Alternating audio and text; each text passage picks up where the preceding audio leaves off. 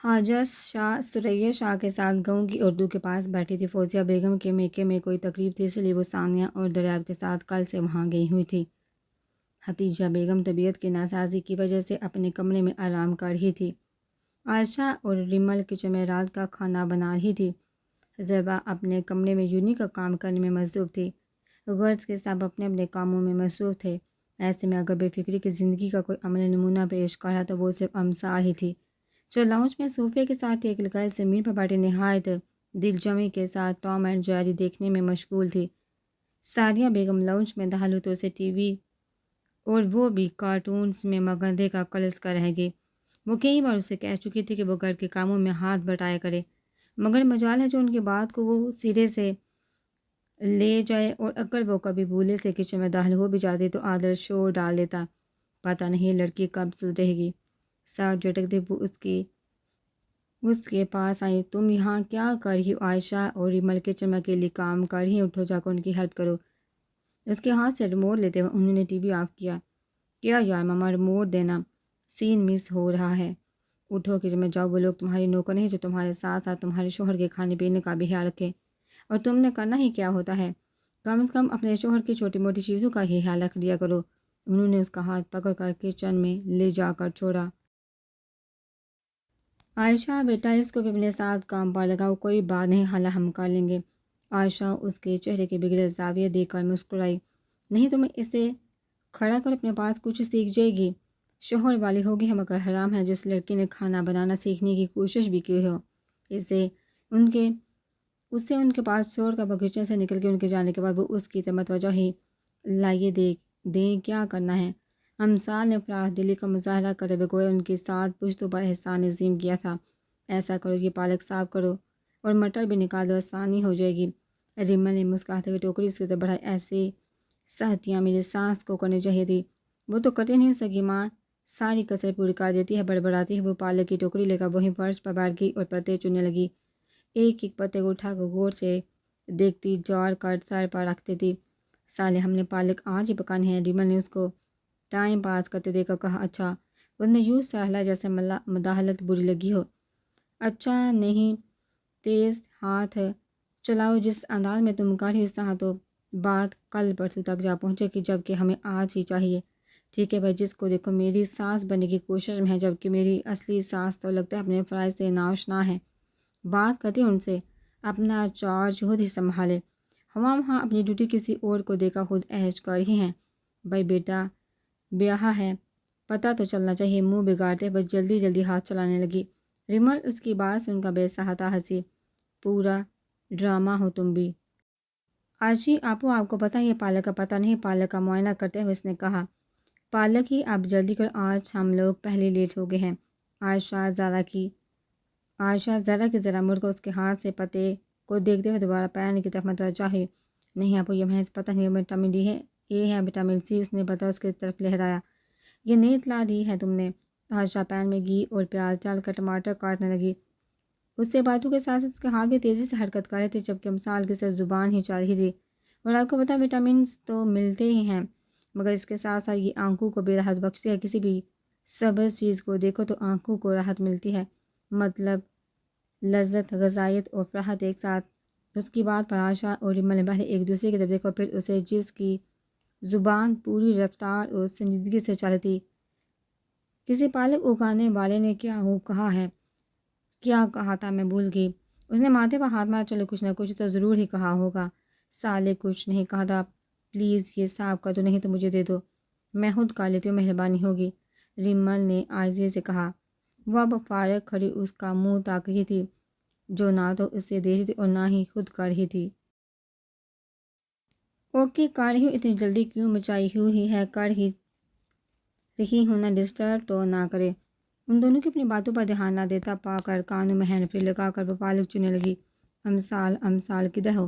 حسب معمول عادل نے لاؤنج میں داخل ہوتے امثال کو آوازیں دینا شروع کر دی تھی۔ اس کی آواز سن کر امثال بھی جس کونے خدرے میں ہوتی فوراً پہنچ جاتی، مگر آج اس کی کئی آوازوں پر بھی وہ سامنے نہ آئی تو وہ کچن میں جا پہنچا جہاں عائشہ اور ریمل کام میں مصروف تھی۔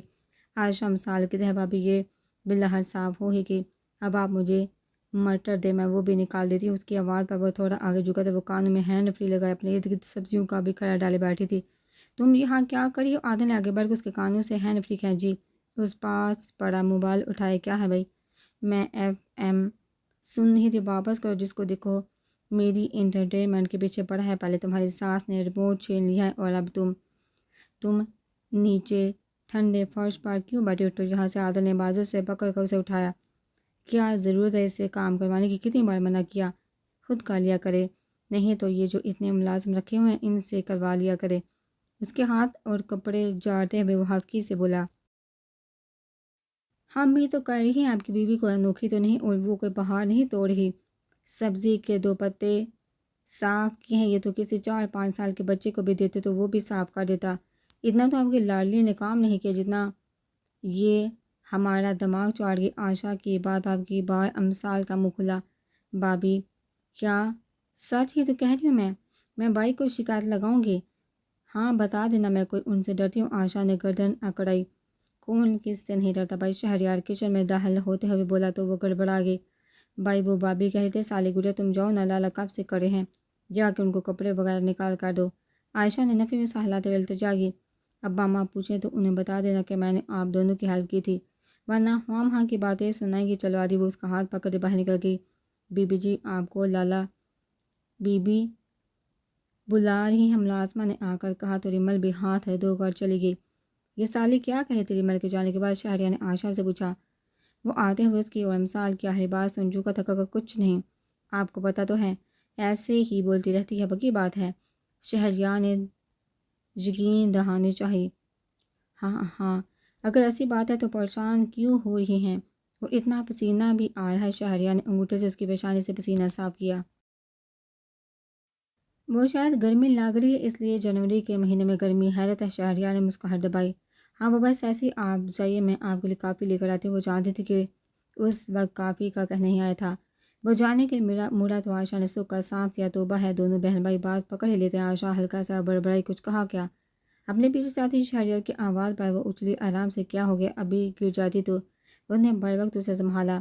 ڈرا دیا آپ نے تو، یہ چھوٹے موٹے ہارٹ اٹیک دلانے کو سالے ہی کافی ہوتی، آپ تو نہ شروع ہو جایا کرے۔ عائشہ ہلکی سے بولی۔ تو ڈیئر وائفی اپنا دل تھوڑا مضبوط کرے، آپ تو ساری عمر سالے کو ہی جلنا ہے۔ اور اس کے بھائی کو بھی وہاں سے وہ اس کا گال تھپتھپاتا باہر نکل گیا۔ تم سے کتنی بار کہا ہے کہ میرے آنے سے پہلے اپنے کام نپٹا لیا کرو؟ عادل نے کمرے میں آتے ہوئے کہا۔ میں کون سا خود گئی تھی؟ آپ کی ساس نے زبردستی کچن میں دھکیلا تھا، کہتی اپنے شوہر کی ذمہ داریاں خود ہی سنبھالو۔ وہ سب میری ملازم تھوڑی لگی ہوئی ہیں جو ساتھ میرا بھی کام کرے، ایک تو یہ حالہ بھی کمال کرتی ہیں، اور میں نے تم سے کہا تھا ہم شہر والے گھر شفٹ ہو جاتے ہیں، تم بھی تو نہیں مان ہی ہو۔ تم تو صبح کے نکلے شام کو آتے ہو، میں وہاں سارا دن اکیلی کیا کروں گی؟ الماری میں سر گھسائی اس نے جواب دیا۔ اسی لیے تو تمہیں فورس نہیں کیا۔ اچھا تم چینج کر لو، میں تمہارے لیے کافی لاتی ہوں۔ مثال نے الماری سے کپڑے نکال کر اسے تھمائے۔ وہ کہ وہاں خدمات بنانے بیٹھ جانا، عائشہ یا ریمل سے کہہ کر بنوا لینا۔ واش روم جاتے ہوئے عادل نے رک کر تاکید کی، اوکامان اتنا تو میں کر ہی سکتی ہوں۔ وہ کہتی وہ باہر چل گئی۔ آج کیوں نہ آفس چھٹی ماری جائے؟ آفس جاتے ہوئے راستے میں بادل کو سوجی آئیڈیا تو برا نہیں، مگر سوال یہ ہے کہ جائے کہاں جائے؟ اس کے ساتھ فرنٹ سیٹ پر بیٹھی مس امثال نے کہا، کہیں لمبا گھومنے چلتے ہیں، آفس ٹائمنگ تب واپس آ جائیں گے۔ اوکے چلو۔ ارے رکو وہ دیکھو گول گپے والا جا رہا ہے، گاڑی ریورس کرو۔ امثال کو پاس سے گول گپے والا گزرتا دکھائی دیا تو وہ چیخی۔ بادل نے گاڑی ریورس کر کے گول گپے کے تھالے کے ٹھیلے کے پاس جا کر روکی۔ آج شرط لگا کر کھاتے ہیں کہ کون سب سے زیادہ کھاتا ہے۔ امثال نے اپنی پلیٹ لیتے ہوئے کہا۔ ٹھیک ہے۔ وہ دونوں ایک کے بعد ایک پلیٹ لے کر کھانے لگے۔ گول گپے والا ہونک بن انہیں جلدی کھاتا دیکھ رہا تھا۔ چوتھی پلیٹ کے بعد بادل کی بات ہوئی، تم ہار مانی ہو نا؟ امثال نے اپنی 5ویں پلیٹ میں سے دوسرا گول گپا اٹھایا۔ کھا تو وہ بھی بڑی مشکل سے رہی تھی، مگر شرط ہارنا نہیں چاہتی تھی، اس لیے آہستہ تیسرا اٹھا کر کھانے لگی۔ مان تو رہا، لیکن اگر تم یہ ساری پلیٹ کھا لو تو میری جس جیکٹ پر تم نے پچھلے 3 دنوں سے ناجائز قبضہ کیا ہوا ہے وہ تمہاری ہے۔ بادل نے فراخ دلی سے آفر کی۔